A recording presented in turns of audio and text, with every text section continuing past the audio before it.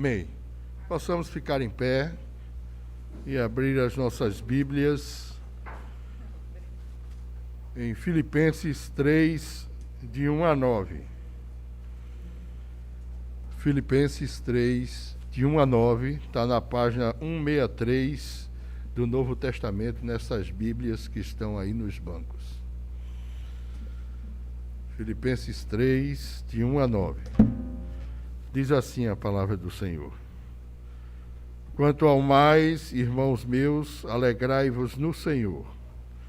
A mim não me gosta e é segurança para vós outros que eu escreva as mesmas coisas. Acautelai-vos dos cães, acautelai-vos dos maus obreiros, acautelai-vos da falsa circuncisão, porque nós é que somos a circuncisão, nós que adoramos a Deus no Espírito e nos gloriamos em Cristo Jesus e não confiamos na carne. Bem que eu poderia confiar também na carne. Se qualquer outro pensa que pode confiar na carne, eu ainda mais, circuncidado ao 8º dia, da linhagem de Israel, da tribo de Benjamim, hebreu de hebreus, quanto à lei fariseu, quanto ao zelo perseguidor das igrejas, quanto à justiça que há na lei irrepreensível. Mas o que para mim era lucro, isto considerei perda por causa de Cristo. Sim, deveras considero tudo como perda, por causa da sublimidade do conhecimento de Cristo Jesus, meu Senhor, por amor do qual perdi todas as coisas e as considero como refúgio para ganhar a Cristo e ser achado nele, não tendo justiça própria, que procede de lei, senão a que é mediante a fé em Cristo, a justiça que procede de Deus, baseada na fé. Esta é a palavra do Senhor. Damos graças a Deus. Podeis sentar e ouçamos mais um. Minha fé está firmada nas coisas que podes fazer. Eu aprendi a adorar pelo que és. Dele vem o sim, o amém. Somente dele, mais ninguém. A Deus seja o louvor.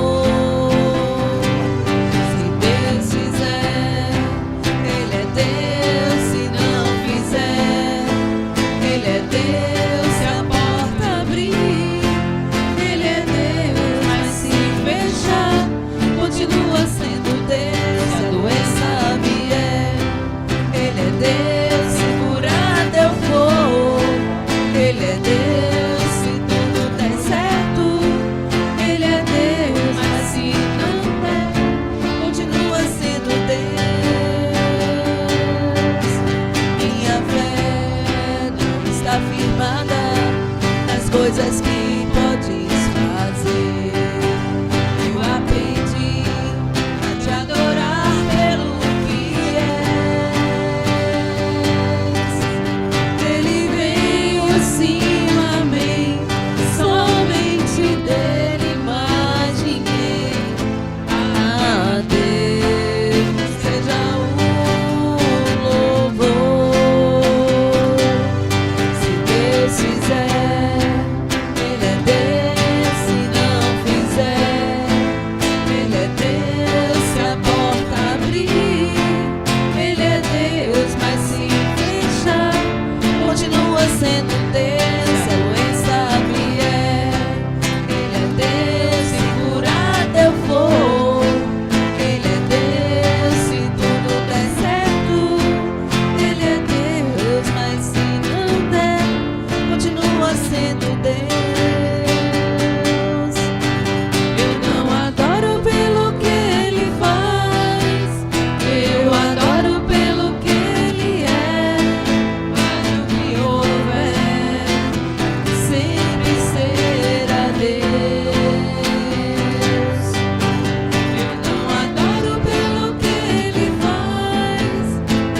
adoro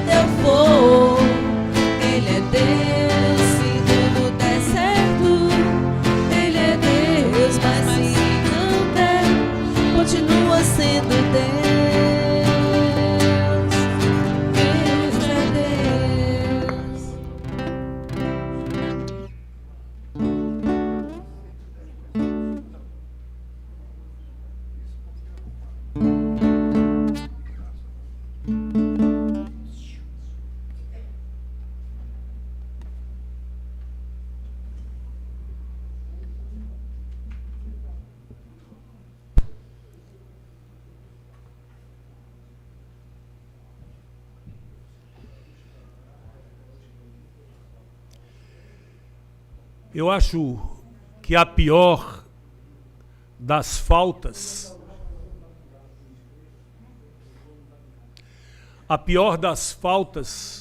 que nós podemos ter,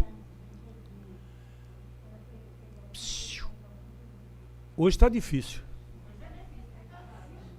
Dona Chilene, por favor, deixa eu...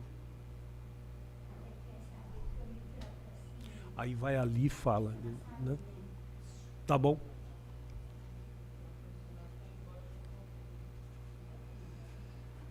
Voltando ao que eu ia dizendo. Uma das piores faltas que nós podemos ter na nossa fé cristã é a confiança no agir de Deus, na providência de Deus, nos cuidados de Deus. Quem vive sem essa confiança, vive de modo miserável.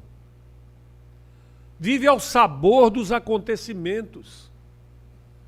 Não consegue forças para resistir ao mal e não consegue forças para esperar o agir de Deus. Isso é grave. Isso é ruim. Isso leva a pessoa a se afastar de Deus.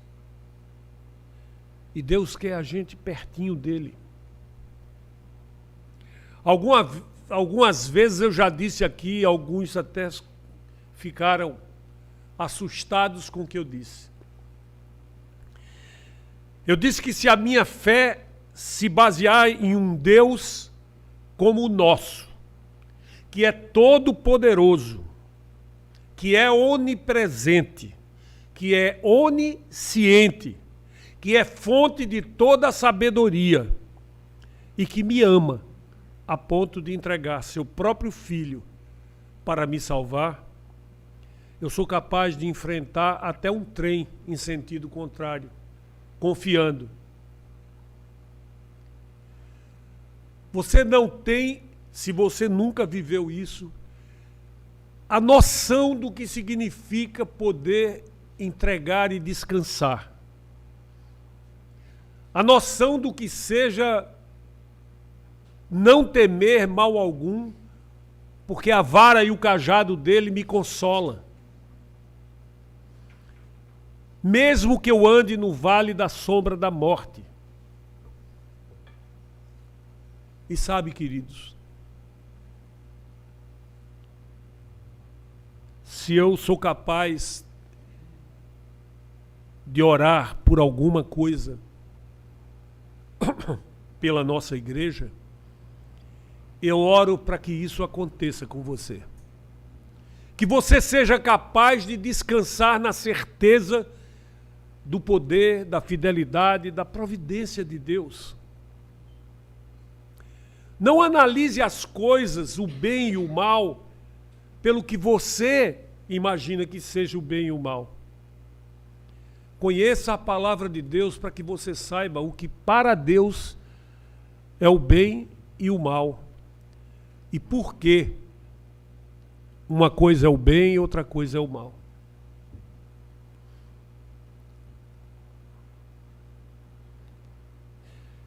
Eu hoje quero me valer dessa carta de Paulo aos Filipenses para falar disso.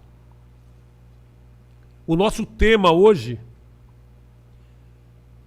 é livres para ser confiantes.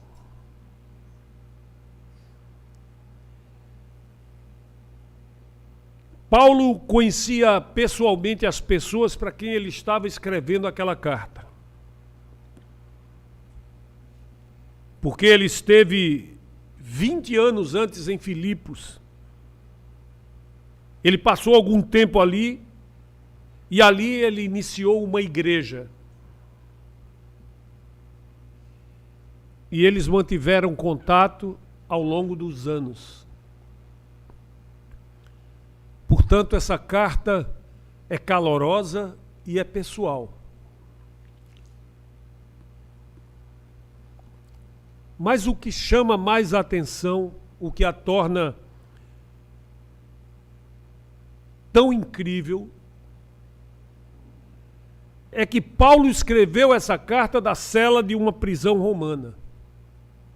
Ele estava preso.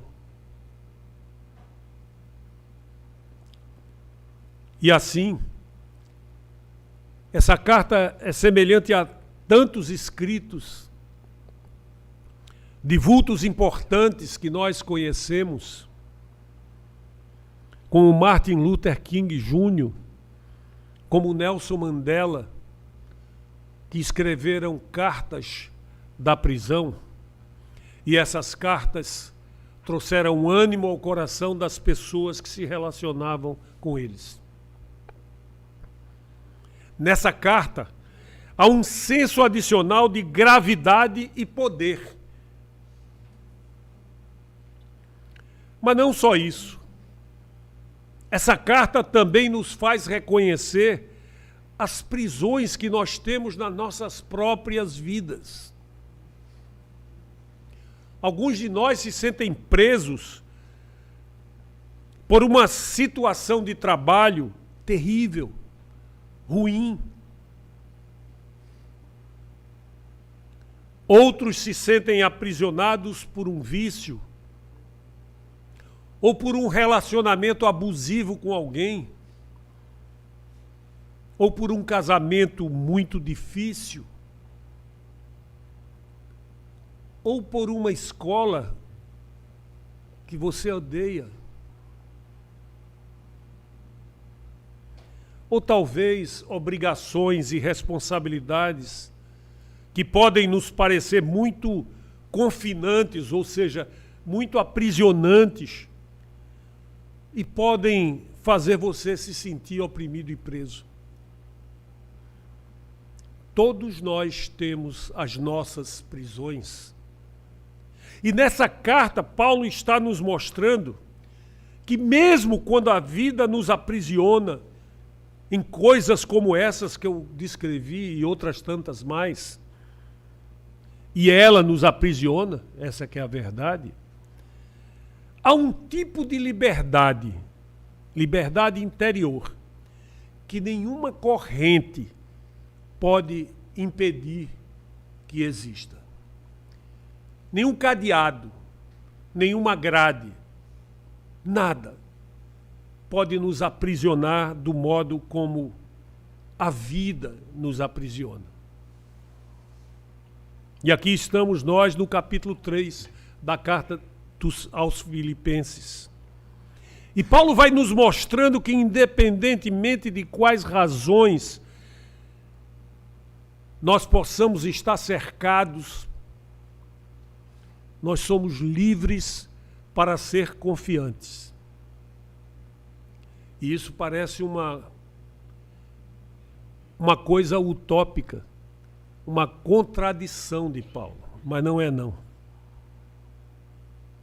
A maneira como Paulo nos convence disso é que ele se abre sobre a sua própria história de vida. Anos antes, Paulo era um fariseu confiante ao extremo. Ele não lutou com insegurança ou falta de ambição. Ele sabia exatamente quem era e para onde estava indo. E pelas coisas que haviam sido colocadas no seu coração, na sua mente, por aquilo que ele acreditava, ele combatia os cristãos. E de repente, tudo isso desmoronou. E foi por meio desse desmoronamento, por meio de uma crise, que Paulo aprendeu um novo tipo de confiança. Paulo aprendeu algo que ele não conhecia e que fundamentou a sua fé e a sua confiança a partir dali. Esse novo tipo de confiança que ele encontrou era tão sólido que nem o fato de estar na prisão conseguia abalar a fé de Paulo. Eu não sei o quão confiante você se sente hoje.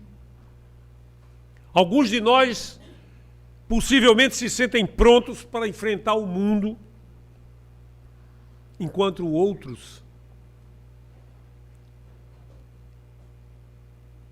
provavelmente sentem vontade de voltar para casa, voltar para a cama, amedrontados com o que o mundo lhes oferece. Mas onde quer que você esteja nessa escala de confiança, você precisa ouvir isso que eu vou falar agora. Precisamos ouvir isso porque todos nós temos a tendência de basear a nossa confiança em coisas muito instáveis. Exatamente como Paulo costumava fazer. E Deus, na Bíblia, quer nos mostrar um caminho melhor.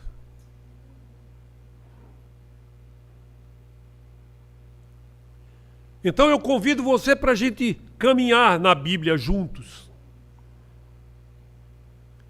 Filipenses capítulo 3 e seus 9 primeiros versículos. Alguém pode estar dizendo o que é que isso pode ter a ver comigo? Aí está.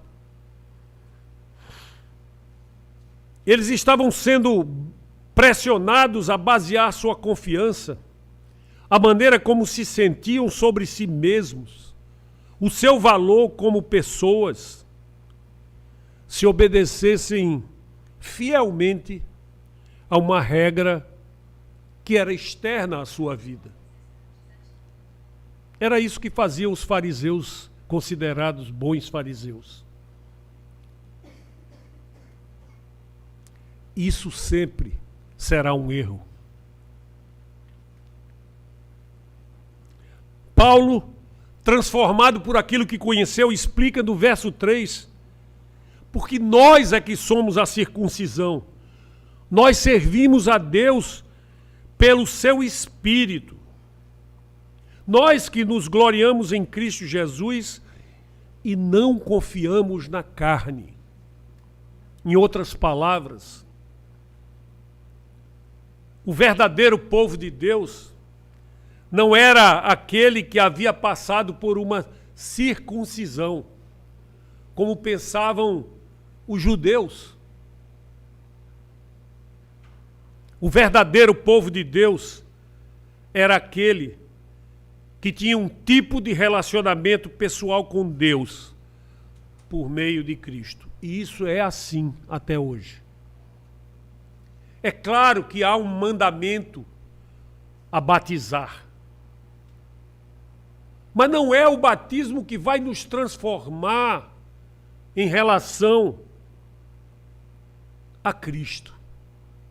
Não é o batismo que nos leva a ter um relacionamento com Deus do tipo que é desejável. O batismo é tão somente, e eu não digo que isso seja pouco, um rito de iniciação na vida cristã.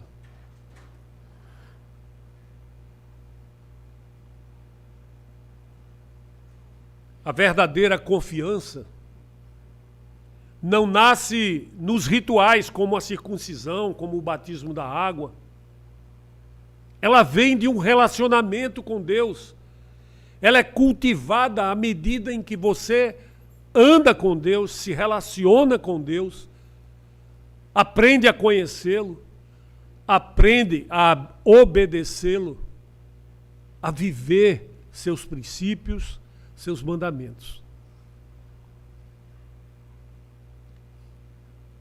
E essa última linha é importante. Ela diz que o verdadeiro povo de Deus não são as pessoas que confiam na carne. Portanto, esse é um princípio mais amplo. Ele fala de uma tendência que nós temos de colocar nossa confiança em coisas externas. Coisas que nós realizamos, religiosas ou não, coisas que nós acumulamos, sobre a nossa reputação, É isso que Paulo quer dizer com a carne. Todas as coisas externas que nos fazem sentir bem sobre nós mesmos. Ou se nós não tivermos isso que nos faça sentir bem conosco, nós não nos sentiremos bem. Isso é a carne. E Paulo diz: as pessoas que realmente conhecem a Deus aprenderam a parar de confiar na carne, nos seus sentimentos, no seu entendimento, nos seus pensamentos. Quanto mais conhecimentos, pensamentos de outras pessoas. Isso foi muito pessoal para Paulo. Então aqui que ele começa a compartilhar a sua própria história. No meio do versículo 4, ele diz: se alguém pensa que tem motivos para confiar na carne, eu tenho mais. Circuncidado no 8º dia, assim como mandava a lei, do povo de Israel, ele era israelita, da tribo de Benjamim, ele era um hebreu entre os hebreus. Paulo veio de uma família boa, um lar judaico devoto e respeitável. E ele foi discipulado por um dos grandes da religião judaica, Gamaliel, um mestre que discipulou Paulo e ensinou tudo o que ele sabia. E ele continua: em relação à lei, eu era um fariseu, e os fariseus eram aqueles que mais conheciam as Escrituras, embora não o espírito das Escrituras, mas o texto das Escrituras, e eram aqueles que exigiam um tipo de fidelidade a essas Escrituras que nenhum outro dentre os judeus exigia. Era por isso que os fariseus, mesmo sendo em menor número, era quem ditava as regras entre os maiorais. Assim, Paulo não era apenas um judeu que frequentava a sinagoga. Ele era um fariseu. O que significa que ele conhecia as Escrituras de trás para frente como um membro da seita mais elitista da fé judaica. E então, no verso 6, ele diz: quanto ao zelo, perseguindo a igreja, quanto à justiça baseada na lei, irrepreensível. Ou seja, aquilo que era o galardão dele entre os judeus. Um perseguidor de cristãos e alguém que aparentemente zelava pela justiça da lei de forma irrepreensível. Então, quando se tratava de guardar os mandamentos, observando os feriados, os jejuns, Paulo era um verdadeiro superstar. Paulo era um exemplo. Paulo era conceituado. E ele fez a sua parte para acabar com a seita chamada cristianismo. E todas essas coisas o fizeram sentir-se significativo e confiante. Porque ele era um fariseu completo. E você? Onde você encontra a sua confiança? Talvez você seja como Paulo e encontre o seu valor em fazer as coisas que a igreja comanda.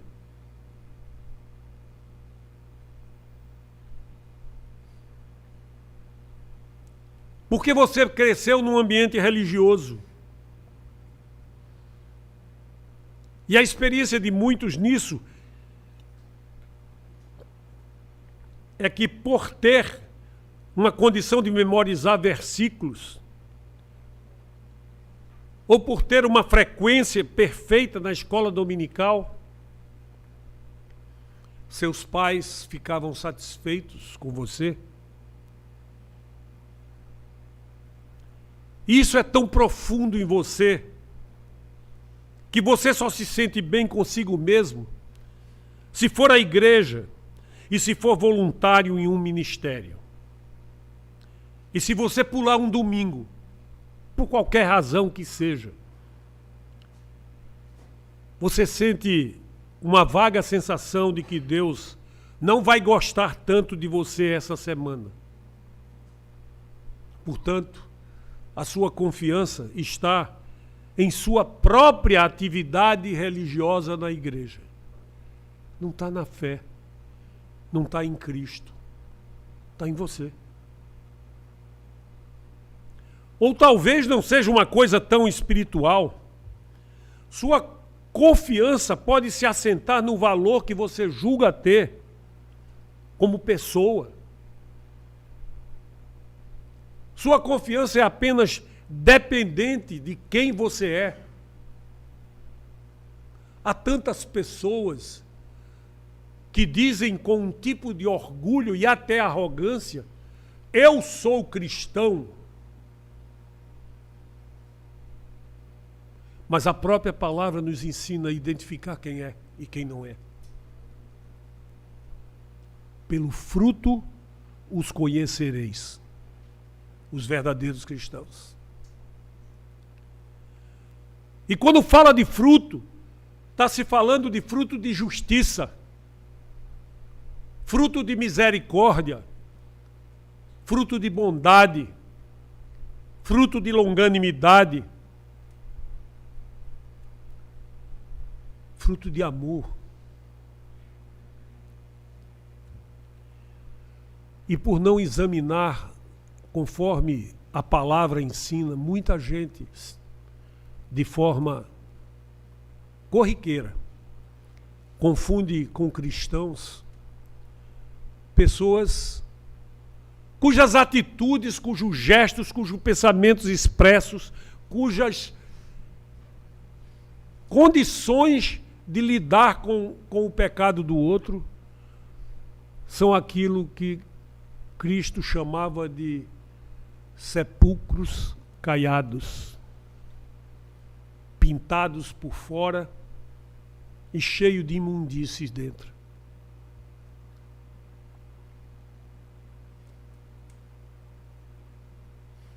Portanto, basear a nossa confiança, fazê-la dependente apenas de quem nós achamos que somos, é um risco. Não vai funcionar. Mas talvez a sua confiança dependa do seu sucesso material, do seu orgulho com esse sucesso e com as suas posses, com aquilo que você conquistou. É tão fácil ser corrompido a isso. As pessoas muitas vezes criam uma justificativa para a sua riqueza que na verdade é autovalorização e é autoexaltação. Eu sou rico porque o que eu faço é bom. E Deus então me abençoa. Não é assim.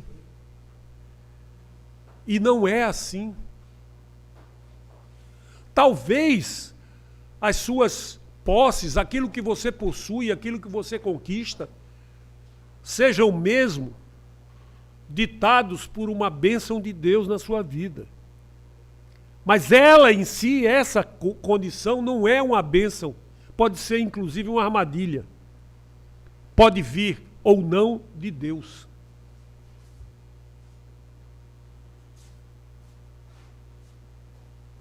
Então, se isso é o que lhe faz sentir bem com a sua vida, quero lhe dizer que você está encontrando sua confiança na carne e não em Cristo. Isso pode funcionar até por um bom tempo. Mas, eventualmente, essa abordagem vai falhar com você. Muitas vezes, quando a gente encontra alguém que vivia super bem, tudo equilibrado, tudo funcionando, rico, cheio de propriedades, de posses, e de repente essa pessoa tromba de frente com um problema que não consegue resolver, apesar de tudo que tem.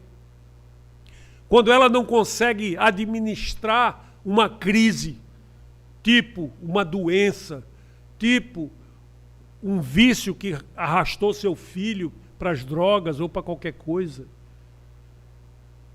aí se vê que as posses não compram paz. Não lhe permite dormir sossegado. E se lhe permitir dormir sossegado é porque ele anestesiou.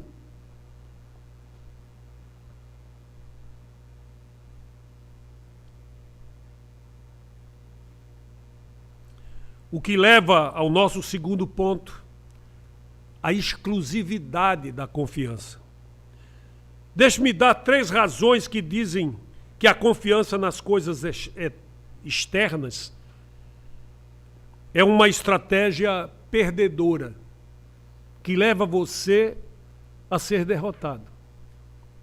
Primeiro, a implacabilidade. Qualquer coisa que você faça pelo seu senso de valor,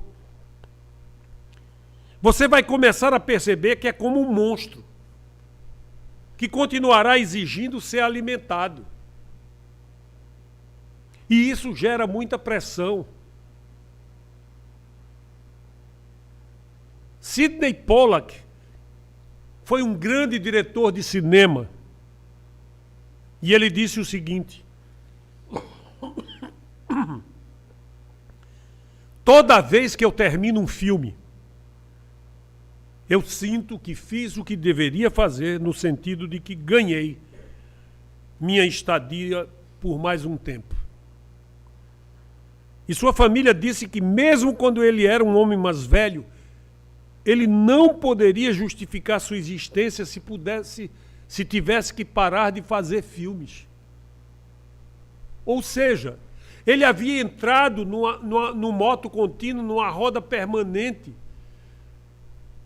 que só justificava o valor e a vida dele se ele conseguisse estar produzindo filmes. E é assim que muita gente se torna um workaholic. Sabe o que é um workaholic? É gente que tem mania de trabalhar. Não trabalha, tem mania de trabalhar.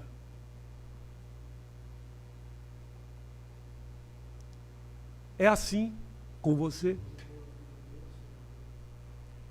Tipo, você é bom no que faz, mas tem a sensação de que seu valor é tão bom quanto o seu desempenho mais recente? Nossa, isso é exaustivo. Ninguém aguenta viver sob a pressão de uma produtividade e produção contínua. Eu vou ser bem sincero. Se não tomar cuidado, eu posso começar a me sentir assim sobre o que eu faço aqui na igreja. Porque embora eu cuide das minhas coisas pastorais durante a semana, e tem várias coisas destinadas a vários assuntos, vários temas e várias providências, a minha principal entrega é pregar aos domingos.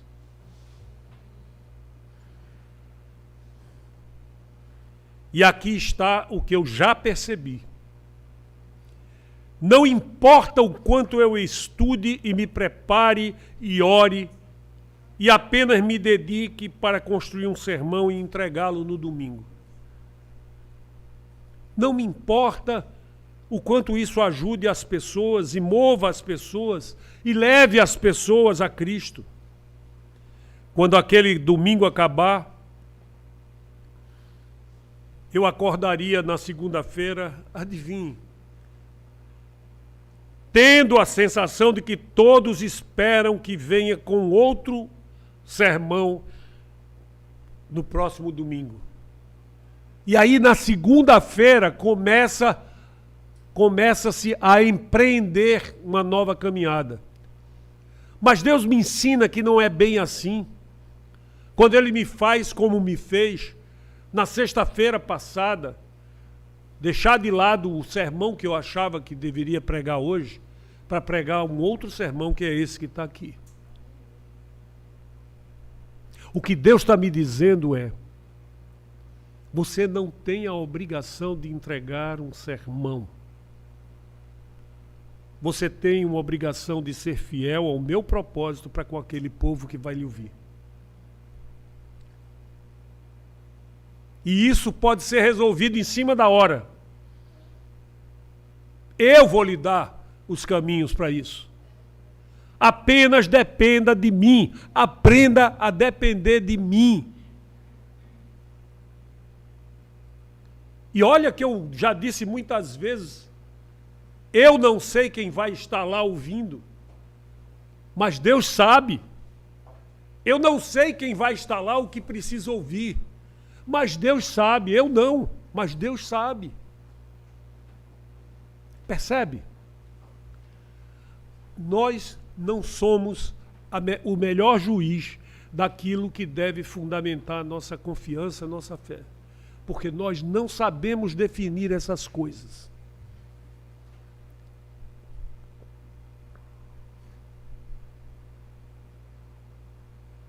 Isso é apenas a natureza do meu chamado. E você tem provavelmente uma versão disso naquilo que você faz. Mas aqui está o ponto que importa. Se nós basearmos o significado da nossa fé em nossa capacidade de entregar vez por vez algo, isso é implacável e exaustivo, cansativo. E é muito difícil sustentar isso num nível que agrade a Deus. Segundo, e isso também está relacionado ao primeiro ponto, insegurança. Quando você baseia seu significado, seu desempenho naquilo que você faz, pode começar a se sentir muito inseguro. Porque nós temos falhas, bons e maus momentos. Nós somos capazes de não produzir com a mesma perfeição tudo. Principalmente se nós produzirmos de nós por nós mesmos. Se nós não entregarmos em oração a Deus essa tarefa. Se nós não ouvirmos a voz do Espírito, nos aconselhando, nos dirigindo, nos direcionando.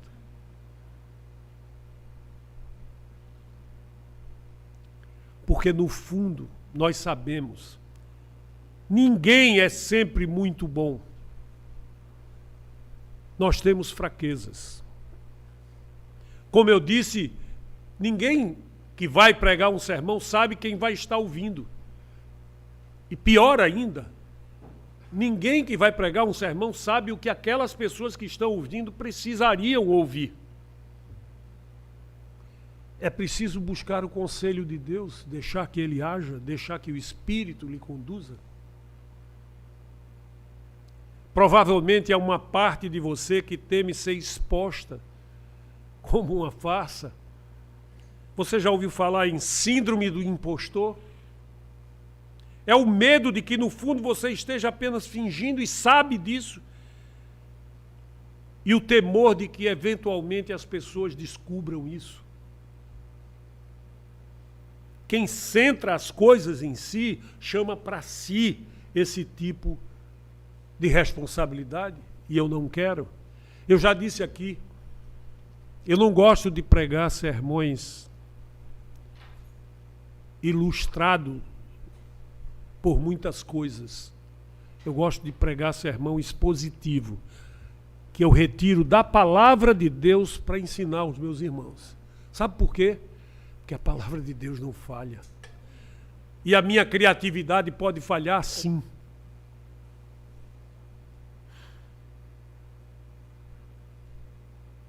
É muito comum essa síndrome do impostor. Algumas pessoas das mais poderosas são pessoas muito inseguras.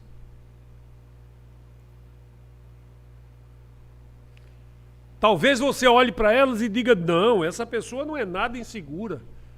Ela chega a ser arrogante, de tão segura de si que está. Aqui está o que eu percebi. Arrogância e insegurança, queridos, estão, na verdade, intimamente relacionadas. Porque você sabe o que elas têm em comum? Ambas representam uma obsessão consigo mesmo. Não seria ótimo se você pudesse se libertar de ter uma obsessão consigo mesmo? Aqui nós começamos a ver o conceito de livres para confiar. Aqui está mais uma razão pela qual achamos sucesso indescritível. Fragilidade. Se você ganha seu senso de identidade, de sua boa aparência, sua habilidade intelectual ou física, sua inteligência, seu negócio, isso é um risco enorme.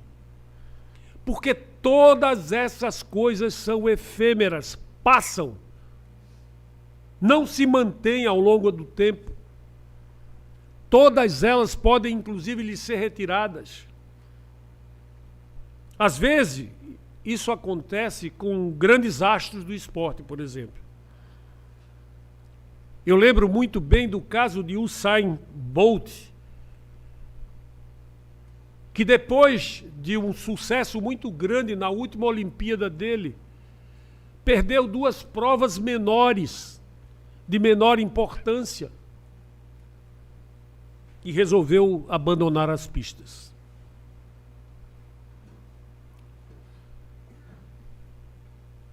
Isso não é incomum. Embora muitas vezes a vaidade levante o ego do camarada e ele continue tentando produzir o mesmo que já produziu no passado, inutilmente. Até que alguém diga, não, você não é o mesmo mais.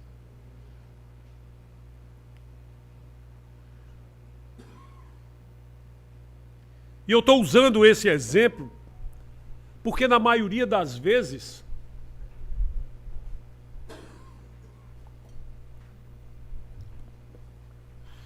é preciso uma crise para nos chamar a atenção.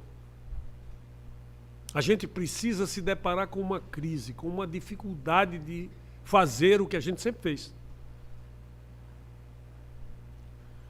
Então, se estamos encontrando o nosso significado no nosso desempenho, ou como Paulo descreve, em nossa carne, geralmente não deixamos isso de lado até que Deus, de alguma forma, liberte você disso. Ele lhe liberta. Seu negócio falha.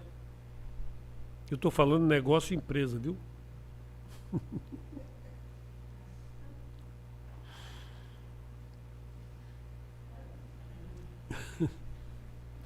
Seu cônjuge resolve sair de casa, se separar de você. Seu corpo começa a ter doenças crônicas, limitações.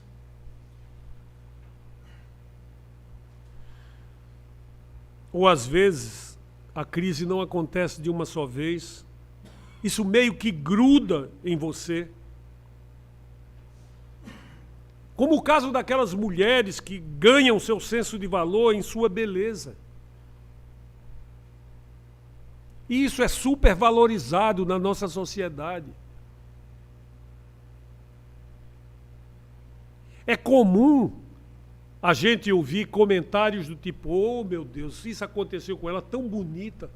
Ué, os bonitos não morrem, não adoecem, não sofrem?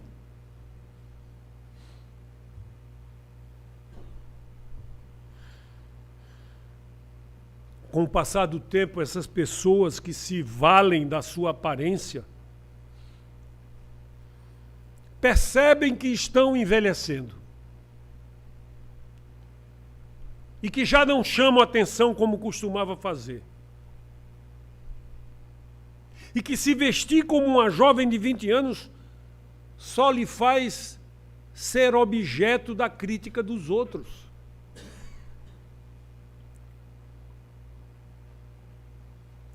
Mas Deus usa todos os tipos de coisa para nos livrar dos nossos ídolos, dos ídolos que a gente constrói.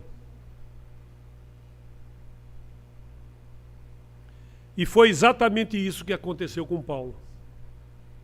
E no caso de Paulo, isso aconteceu de uma maneira muito dramática e sobrenatural. Ele, no caminho de Damasco, ele encontra Cristo e é literalmente derrubado do cavalo.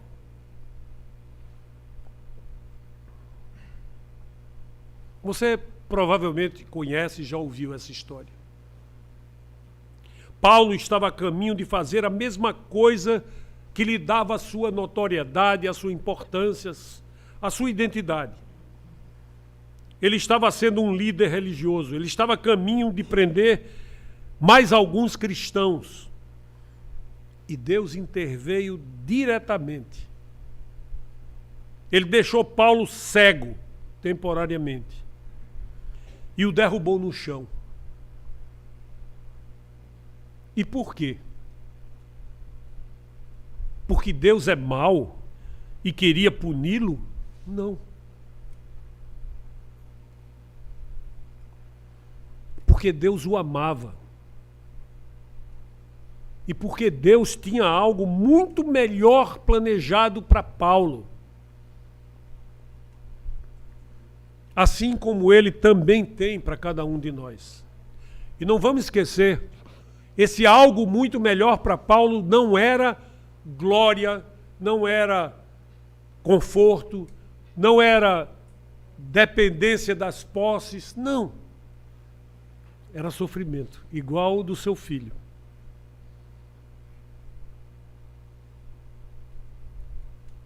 Paulo foi muito maltratado na vida depois que resolveu se tornar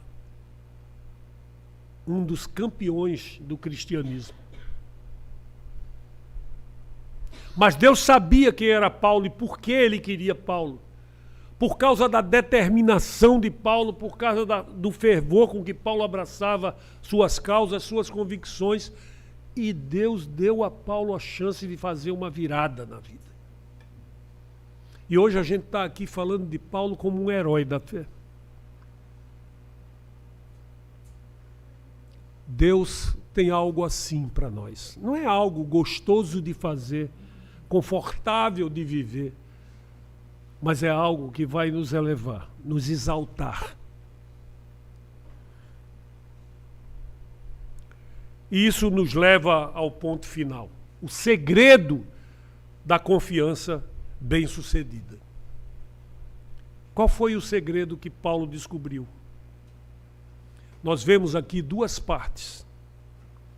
Primeiro, uma nova visão dos seus ativos, dos seus bens, daquilo que ele podia considerar os motivos de se orgulhar. Orgulhar no sentido bom. Uma nova visão dos seus ativos. Veja os versículos 7 e 8 que dizem: mas o que era para mim lucro, agora considero perda, por causa de Cristo. E na verdade tenho também por perda todas as coisas pela excelência do conhecimento de Cristo Jesus, meu Senhor, pelo qual sofri a perda de todas essas coisas e as considero como escória, lixo, para que possa ganhar a Cristo. Paulo enxergou direitinho a importância de se livrar daquilo que ele podia considerar como sua virtude. Paulo desenvolveu uma nova visão dos seus ativos. E aqui está o que eu quero lhe dizer. Logo antes disso, Paulo apenas listou todas as coisas que ele tinha para eles, certo? Veio de uma boa família, teve uma educação devota, religiosa, teve um excelente discipulador, que era Gamaliel. Ele foi muito realizado nas suas carreiras, ele conhecia as Escrituras, ele guardou os mandamentos de Deus. Esses eram os seus bens, os seus ativos. Então ele diz sobre essas coisas: eu as considero perda. No versículo 8 ele diz: eu as considero lixo. Isso é muito forte. Então isso significa que tudo que Paulo tinha para ele antes de encontrar Cristo, uma vez que conheceu a Cristo, jogou fora? Não. Essas coisas eram inúteis? Não. Por exemplo, a herança judaica de Paulo era um dos seus bens. Depois que ele veio à fé em Cristo, ele usou isso para se conectar com outros judeus e falar com eles com autoridade sobre por que acreditava que Jesus era o Messias prometido. Eu e você podíamos dizer 200 vezes que acreditávamos que Jesus era o judeu e não seríamos acreditados.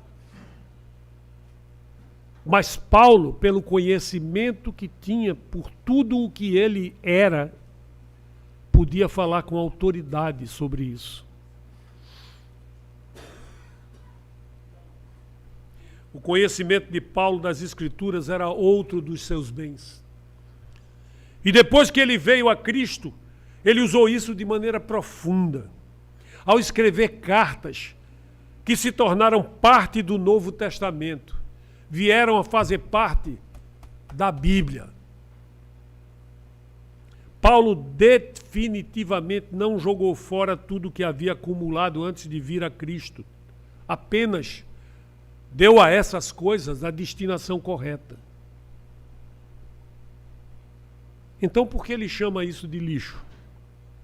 Porque como meio de justiça, meio de ser justificado diante de Deus, meio de se livrar da nódoa dos seus pecados diante do Senhor, o que ele conhecia por si só era inútil. Isso faz sentido? Claro que faz. Ele costumava se sentir alguém por causa da sua formação religiosa e da sua educação. Ele construiu sua identidade sobre esses ativos. Mas agora ele está dizendo, tem uma fonte totalmente nova de suporte para a minha confiança. Os bens em minha vida não são mais salvadores. Eles não são mais ídolos. Eu posso vê-los pelo que são. São apenas ferramentas que eu posso usar para servir a Deus. Então aqui está a segunda parte do segredo de Paulo.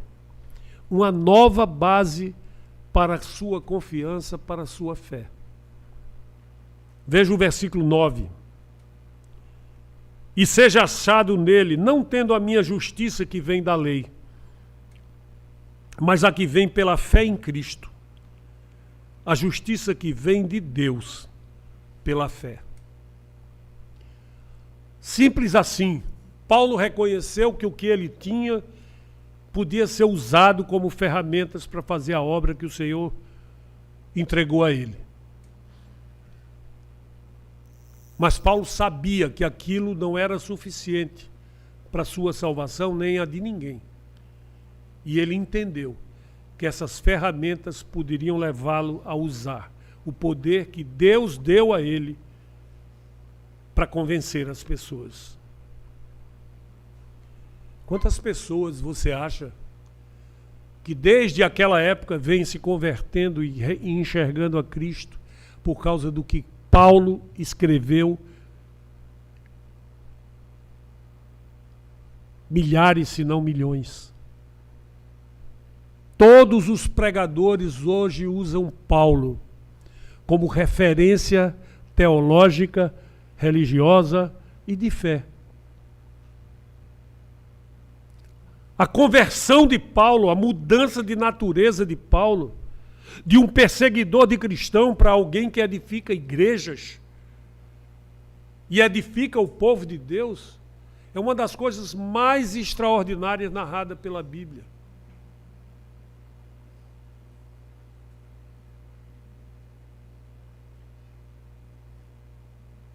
O que aconteceu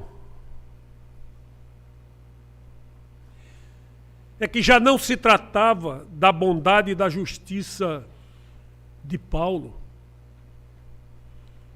Era sobre a bondade e a justiça de Jesus que ele falava. Ele parou de apontar a todos o seu próprio currículo e começou a apontar a todos o currículo de Jesus. Para usar um termo bíblico, ele parou de se vangloriar de si mesmo e começou a se vangloriar em Cristo. E isso é uma mudança radical de identidade. Isso levou Paulo para próximo de Deus Pai, como ninguém.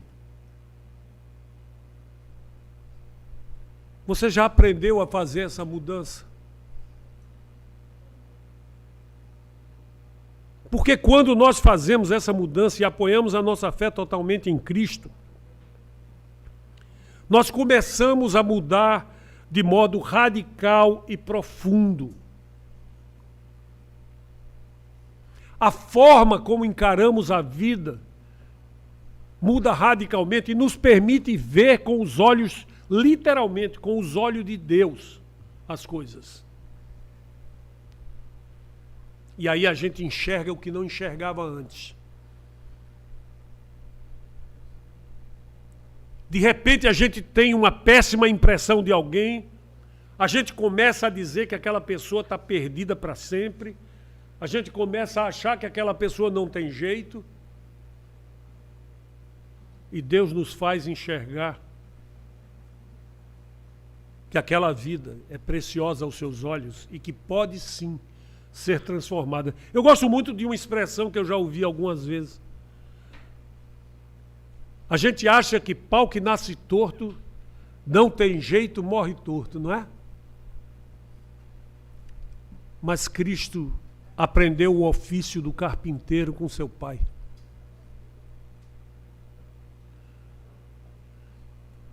E desentorta os paus que nasceram tortos. E conserta vidas.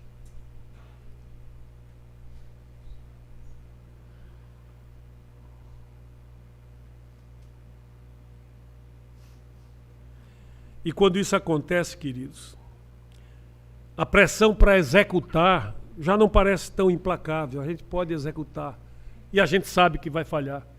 Mas isso não destrói nossa autoestima. Ainda buscamos excelência, porque afinal estamos trabalhando naquilo que Deus nos deu para fazer. Mas podemos relaxar, porque a nossa identidade não depende do nosso desempenho. Vai ter aquele dia que você está conversando com as pessoas e o que você diz parece não ter tanto brilho, mas quem sabe é aquilo que aquela pessoa vai ouvir melhor.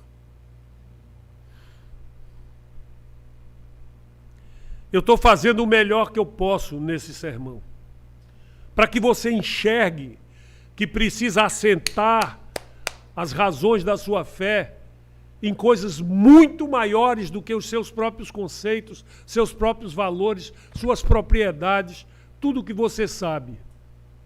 Mas assentar no poder, na fidelidade e no amor de Deus.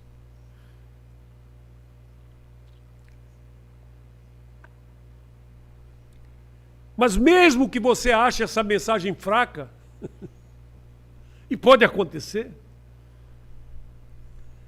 isso não vai me esmagar, eu ficarei bem.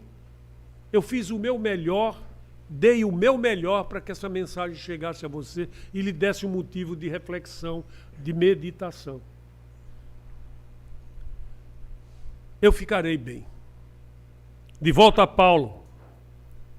Quando Paulo encontrou a Cristo, você pode imaginar ser considerado o maior ídolo entre os seus compatriotas, pelo que de um modo errado você abraçou? Se você pode imaginar isso, o que mudar faria com a sua confiança e a sua autoimagem? O quê?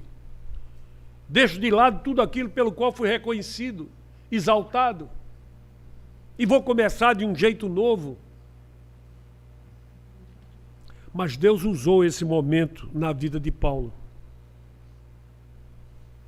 Ele era um religioso há muitos anos, mas uma coisa é conhecer a verdade em sua cabeça, outra coisa é se apoiar nela e vivê-la, certo? E esse fracasso tornou-se uma oportunidade de lembrar quem ele era e o que lhe daria um real valor. Não era a sua performance, não. Era crer no seu Salvador. Razão única pela qual ele seria salvo. Razão única pela qual eu e você seremos salvos. Razão única da graça de Deus em nossa vida. Então, quando ele finalmente se submeteu àquele que era o caminho, a verdade e a vida, ele não estava se desmoralizando ou se deprimindo, não. Isso foi a maior e mais redentora experiência da vida de Paulo. Por isso que o começo da conversa de Deus com Paulo e Paulo com Deus foi Deus dizer: Paulo, Paulo, por que me persegues? E Paulo teve um insight: mas eu não estou perseguindo Deus, eu estou perseguindo essas pessoas. Mas Deus diz a mim que quando eu persigo essas pessoas e a sua fé, eu estou perseguindo a Ele. E tudo isso, num turbilhão, tomou conta dos pensamentos e do coração de Paulo. E Paulo se quebrantou com isso. Ainda mais que ele ficou cego, para não ter que enxergar nada no mundo que lhe tirasse a atenção para algo. Quando baseamos nossa confiança em Cristo, nós aprendemos a lidar melhor com as críticas. Não precisamos mais ficar na defensiva, não precisamos mais ficar com raiva. Podemos lidar com as críticas construtivas e buscar melhorar. Isso é um grande indicador de maturidade. Temos que ser capazes de separar nossa identidade da coisa que está sendo criticada. E assim, ser capazes de reagir de um modo gracioso e aprender com isso. Isso pode parecer uma coisa pequena para você, mas é uma grande coisa. Quando alcançamos esse patamar de maturidade, nós podemos rir dos nossos erros e não vamos nos envergonhar tão facilmente. Nós podemos correr riscos, porque um fracasso não nos devasta, não tem esse poder. Um fracasso não é um precipício. Pode ser um trampolim que nos lança para coisa melhor. Lutamos com a culpa com menos frequência. Alguns de nós têm altos padrões para si mesmo e uma consciência altamente sensível. Então você fica acordado na noite e pensa nas coisas que você fica errado. Presta bem atenção nisso. Você perde a sua noite de sono, preocupado com o que você já não pode mudar, preocupado com o que você pode evitar na frente, mas não pode mudar no passado. Eu tinha um hábito E esse hábito me deixava, às vezes, fazendo... Quando eu começava a examinar algum erro, alguma coisa que não foi bem. Ainda acontece, mas é raro. Até o dia que eu enxerguei e disse, meu Deus do céu, se eu fiz errado, o que eu tenho que fazer é aprender a fazer certo. Porque eu não posso voltar no tempo. Posso até pedir desculpa às pessoas a quem eventualmente eu magoei, ofendi, fiz alguma coisa. Mas eu não posso refazer aquele tempo e aquele momento. Eu só posso usar aquilo como referência para mudar meu futuro.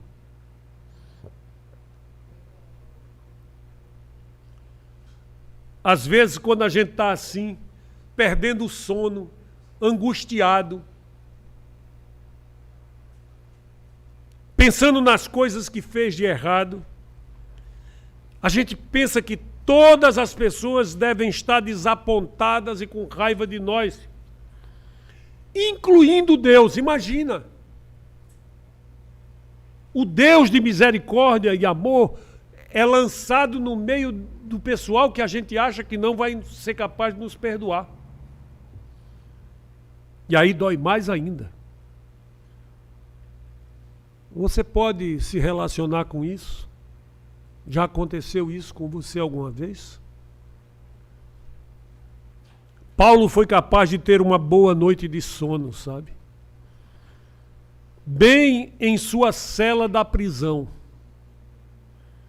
Porque ele havia saído da rotina de tentar ser bom o suficiente para Deus. E ele conseguiu descansar sua alma em Cristo. É isso que a gente precisa. Quando baseamos nossa confiança em Cristo, mesmo que sejamos totalmente bons em nosso trabalho, nós não sentiremos que precisamos comprometer tudo em nossa vida por causa do que fazemos. Não buscamos críticas de modo compulsivo. Sabemos quando virar a chave, quando tirar um dia de folga. Nós podemos realmente sair de férias. Encontrar nossa confiança em Cristo nos muda de muitas maneiras. Uma das minhas ilustrações favoritas para isso vem do filme Carruagens de Fogo.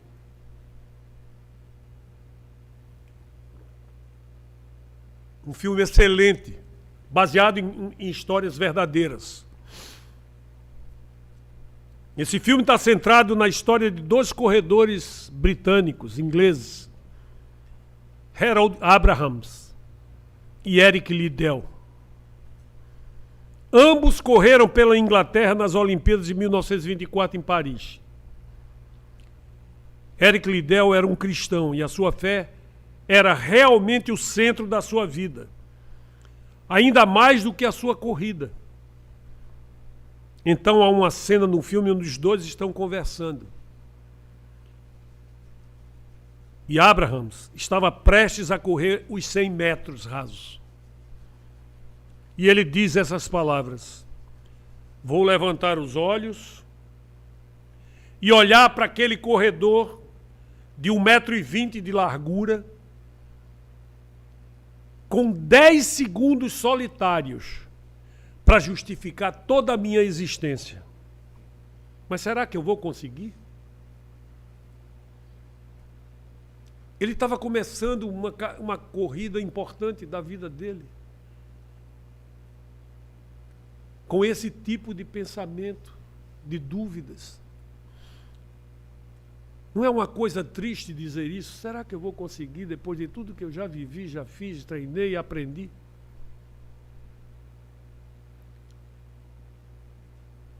Essas são as palavras de um homem que construiu sua vida em torno do seu desempenho. Terei 10 segundos para justificar minha existência. Em outras palavras, eu sou tão valioso quanto puder provar que sou nessa pista.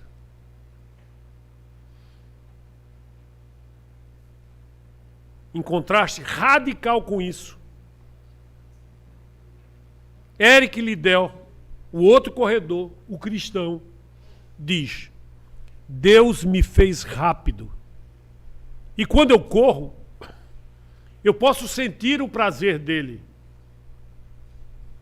Essas são as palavras de um homem cuja confiança está em Cristo. Ele sabia quem havia conduzido ele a ser um corredor. E ele sabia que essa pessoa nunca iria faltar a ele. Então ele se entrega confiante nas mãos daquele que o chamou para correr. Veja, um camarada está correndo para provar que era valioso. E o outro estava correndo porque ele já sabia que era valioso para quem importa, Deus. A sua realização vinha desse fato, não da corrida. Ele estava livre para confiar.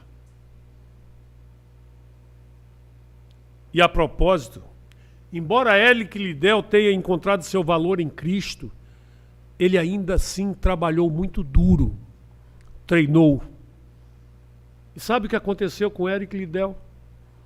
Ganhou o ouro naquelas Olimpíadas. Ganhou o ouro naquelas Olimpíadas. A segurança em Cristo nos liberta para viver com paixão e excelência. A vida deixa de ser um fardo penoso. Não significa que nós vamos deixar de fazer o que fazemos e de nos esforçar o que é necessário nos esforçar. Não. Significa apenas que não o fazemos como se fosse o mais importante.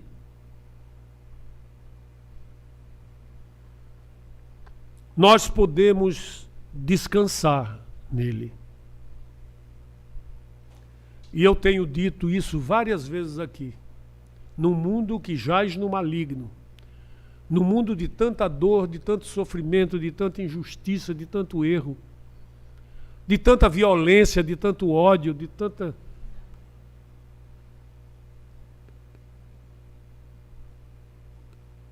sofrimento. Descansar em Deus é essencial na vida de qualquer um. Essencial.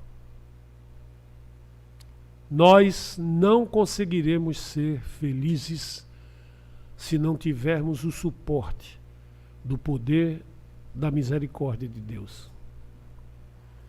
Toda a nossa identidade não repousa mais no que fazemos.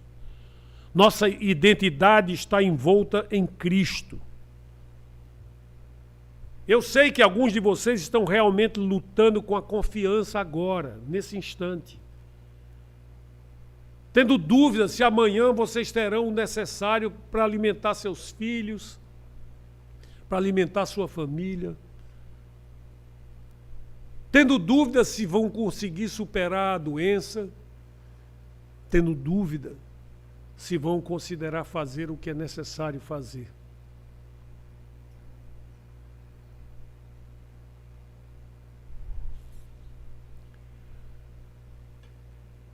Quando você se sente impotente, você sente que não tem controle de coisa alguma. É uma sensação terrível. E tudo o que você quer fazer é sair dessa prisão. Mas talvez Deus tenha você exatamente onde Ele quer que você esteja. Porque as provas vêm para fazer com que a nossa fé se fortaleça. Lembra do que eu contei que Dom Ximenes mandou para mim um escrito que dizia que a verdadeira independência era depender de Cristo, era depender de Deus, se entregar nas mãos dele? Sabe as palavras essas?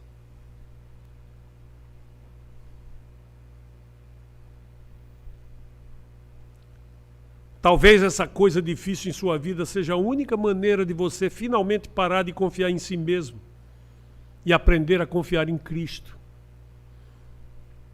Ele te ama. Ele deu a vida dele por você. Ele se deixou sacrificar naquele madeiro por mim e por você. Ele fez o que a gente não poderia fazer para nos salvar. E Ele está lá no céu, nos esperando, nesse instante, agora. Portanto, não importando em que prisão você esteja, se você fundamenta a sua fé, a sua confiança em Cristo, você acaba de se tornar livre para confiar. Amém. Amém. Que Deus nos abençoe, nos guarde e nos faça entender essa realidade.